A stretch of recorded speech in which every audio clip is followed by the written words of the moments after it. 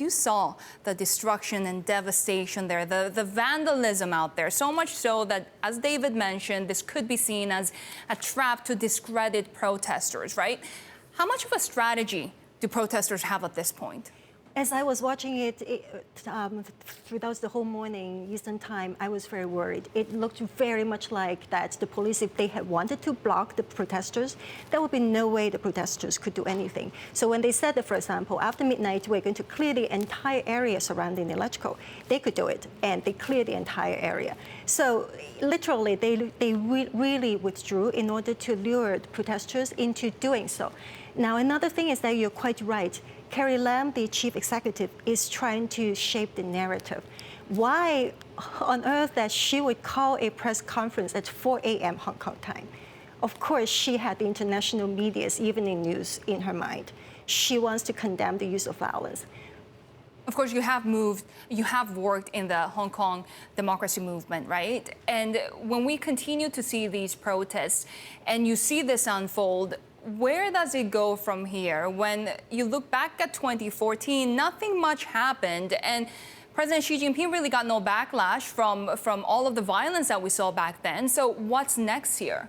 This is exactly the great question, was precisely because after the umbrella movement in 2014, it was seen as total failure. And then afterwards, not only that the protesters did not get universal, genuine suffrage, but they also, all the organizers and many other people were all locked up and all sentenced.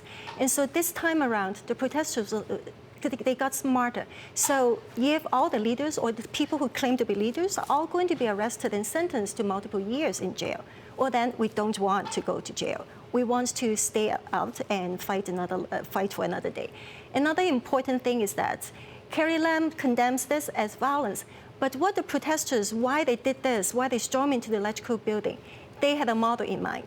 They had Taiwan's sunflower movement in mind, because at the time the students stormed into the legislative council, the legislative building, and then it just so happened that because these people in Taiwan, they are genuinely elected, and therefore they had to yield.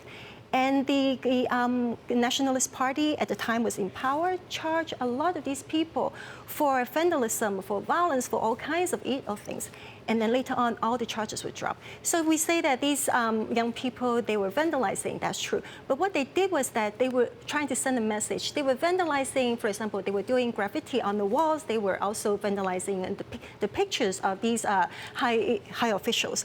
But when they went to the canteen, they were hungry, they were thirsty. They dropped the necessary amount of money before they took any food, any drink.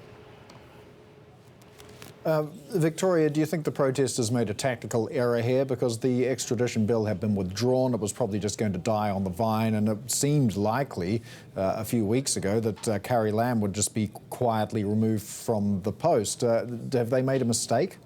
Well, the problem is that protesters really do not believe that just suspending it means withdrawing it.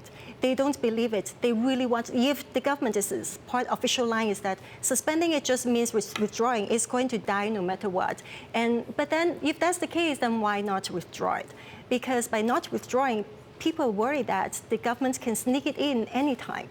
Just like they sneaked in a bill seating in the waterfront outside of the Tamar building to the People's Liberation Army. So now they have a waterfront access. And a lot of these issues that the government has just been shuffling down through Hong Kong without proper procedures. So people don't trust the government.